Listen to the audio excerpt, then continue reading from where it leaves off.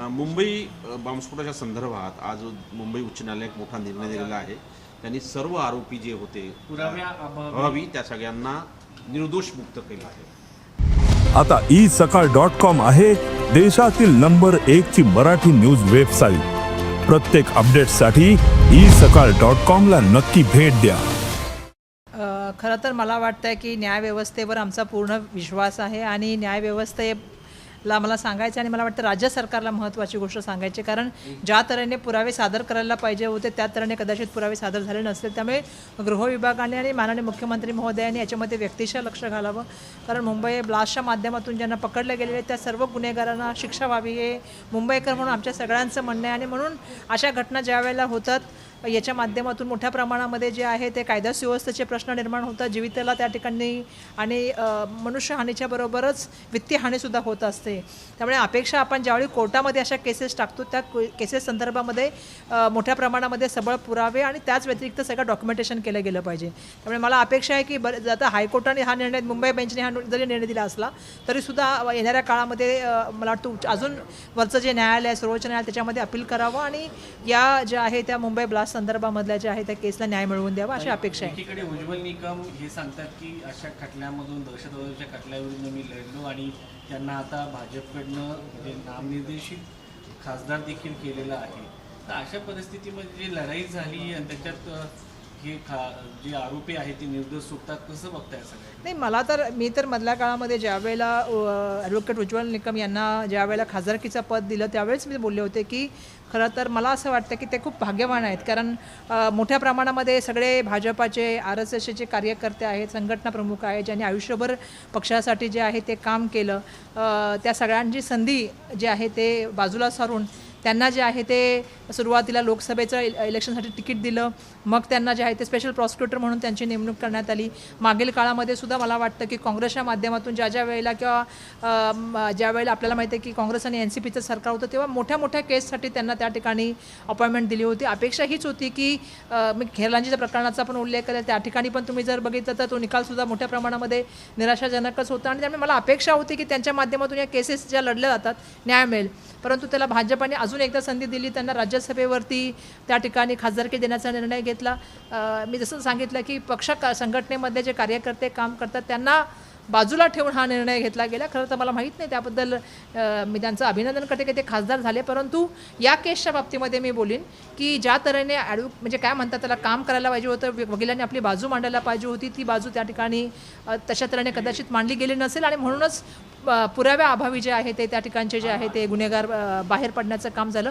पण मला वाटतं सर्वोच्च न्यायालयात जावं, माननीय सर्वोच्च न्यायालयाच्या न्यायव्यवस्थेवर आमचा विश्वास आहे आणि सरकारने पुढची केस टाकताना थोडं अभ्यासपूर्वक सगळ्या गोष्टीचा तयारी करून त्या ठिकाणी केलं गेलं पाहिजे, ही माझी अपेक्षा आहे। दुर्दैवाने आजकाल आपण बघतोय की मी मध्ये पण एकदा मुंबईला बोलले की आजकाल भाजपा हा पक्ष दरेकर, वाघ आणि कोण आहेत, प्रसाद लाड, या नवीन नवीन लोकांनी आलेला नवीन नवीन पक्ष निर्माण झालेले आणि जी पक्ष संघटनेबरोबर काम करणारी मुळातली मंडळी आहेत ते दुर्दैवाने आता पक्षामध्ये दिसत नाही आहेत। पक्षाच्या विचारसरणीला आणि ज्या वेळेला पक्षाची बिकट परिस्थिती असते ती मंडळी पक्षाशी वफादारीने काम करतात, त्यांना येणाऱ्या काळामध्ये जे आपण बघतो विधान परिषद असेल किंवा राज्यसभा असेल या ठिकाणी संधी मिळत नाही, हे दुर्दैव आहे। अधिवेशन सुरू आहे, 2 वाजेपर्यंत कामकाज तहकूब करण्यात आलेलं आहे, तुमची काय मागणी विरोधी पक्षाने?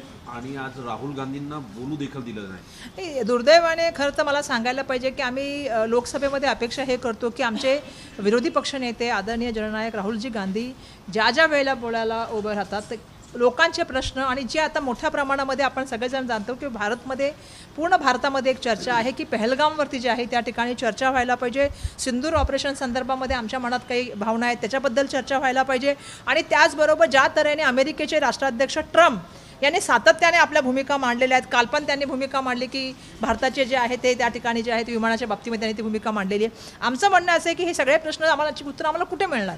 आमचं म्हणणं आहे की हे संसद ही सगळ्यात महत्त्वाची जी आहे ती जागा आहे, असं पवित्र स्थान आहे ज्या ठिकाणी भारतभरातल्या जनतेला त्या उत्तराची अपेक्षा असते। पण दुर्दैवाने देशाचे पंतप्रधान त्या ठिकाणी येतात, 2च मिनटं बसतात आणि मग निघून जातात।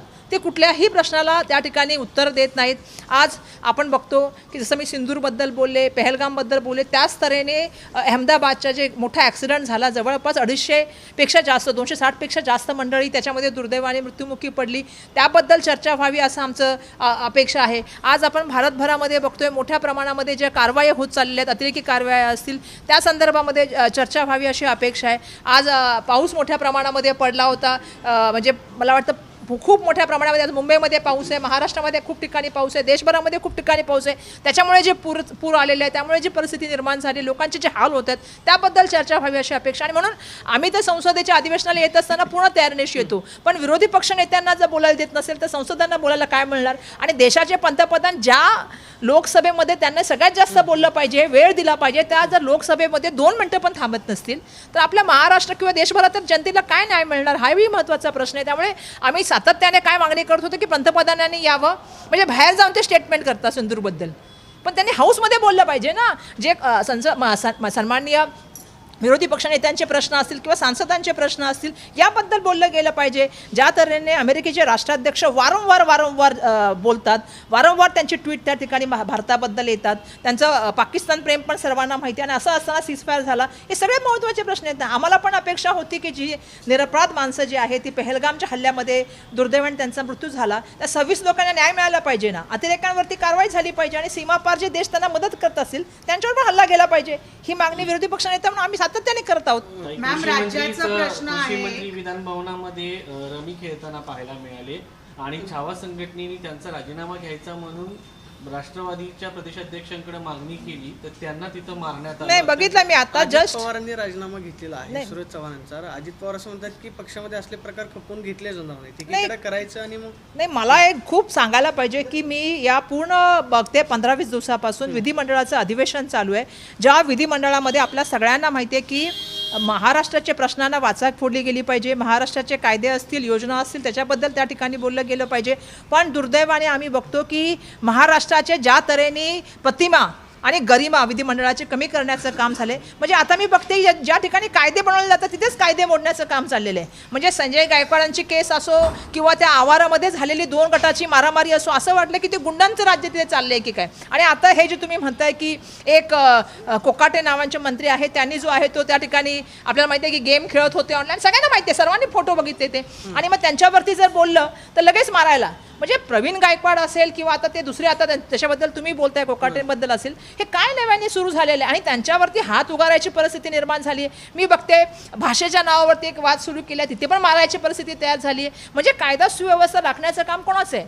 राज्य सरकारचं कायदा सुव्यवस्था राखण्याचं काम आहे. माननीय मुख्यमंत्र्यांनी यात लक्ष दिलं पाहिजे, ते गृहमंत्री सुद्धा आहेत, नाहीतर महाराष्ट्राला एक सेपरेट गृहमंत्री तरी द्या जो कायदा सुव्यवस्थेवर काम करेल. म्हणजे कायदा सुव्यवस्था बिघडलेली आहे आणि ज्या ठिकाणी कायदे बनतात त्याच ठिकाणी कायदे मोडण्याचं प्रमाण वाढलेलं आहे. त्यामुळे मला अपेक्षा हीच आहे की या माध्यमातून कायदे जे आहे ते त्या ठिकाणी टिकले गेले पाहिजेत आणि कायदा सुव्यवस्थेचा महाराष्ट्राची जी आता दुर्दशा झालेली आहे. नाहीतर मग आता एवढे मंत्र्यांवरती आरोप झालेत, किती मंत्र्यांवरती आरोप झालेत? हां, 4 ते 5 नाही, जास्त झाले. म्हणजे शिरसाटांवर झाले, गोगावलेवर झाले, कोणाकोणावर झाले, कोकाट्यांवर झाले. संजय राऊत असं म्हणतात की 4 मंत्र्यांना घरी जावं लागणार आहे. हनी ट्रॅपचे जे काही प्रकार समोर येत आहेत किंवा 4 खासदार आणि 5 आमदार, मंत्री. 5 मंत्र्यांची नावं येत आहेत. नाही, मी तर अजून लोकांची नावं ऐकते, खूप लोकांची, त्यामुळे हळूहळू ही इतकं तर प्रमाण आलेलं, अजून नावं येतील अजून काही लोकांचे. पण दुर्दैवाने हनी ट्रॅपचं पण हे जे मॅटर आलेलं आहे हे सुद्धा खूप मोठ्या प्रमाणामध्ये महाराष्ट्रासाठी काय म्हणतात डोळे उघडणार आहे. कारण एवढ्या मोठ्या प्रमाणामध्ये अधिकारी अडकले जातात, एवढ्या मोठ्या प्रमाणामध्ये जे आहे ते मंत्री वगैरे अटकले जातात आणि त्यामुळे हे प्रमाण जे बघतोय आपण हे खरं तर खूप मोठ्या प्रमाणामध्ये जे आहे ते डोळे महाराष्ट्राचे उघडणारे. आणि महाराष्ट्राला हे पण प्रश्न पडावा लागेल की महाराष्ट्रासारख्या धर्तीवरती अशा तऱ्हेने हनी ट्रॅप केलं जातं आणि याच्यामागे करता कोण आहे? त्यांच्याकडनं काही अवैध कामं देखील करून घेतले. तेच तर सांगते मी, अवैध कामं सोडून घ्या, त्यांच्या माध्यमातून सरकार तोडण्याचे प्रकार होतात. आता मला सांगायचं, माणूस हनी ट्रॅपमध्ये असेल त्याला जे सांगितलं तेच तो करणार घाबरून. त्यामुळे आपण बघतो की पहिलं तर ईडी, सीबीआय, इन्कम टॅक्सचं आपण ऐकत होतो की काही अधिकाऱ्यांना ईडीच्या नोटीस दिल्या, काही मंत्र्यांना ईडीच्या नोटीस दिल्या, काही आमदारांना ईडीच्या नोटीस दिल्या, काही पीएनना ईडीच्या नोटीस दिल्या. आता त्यांचं काय झालं?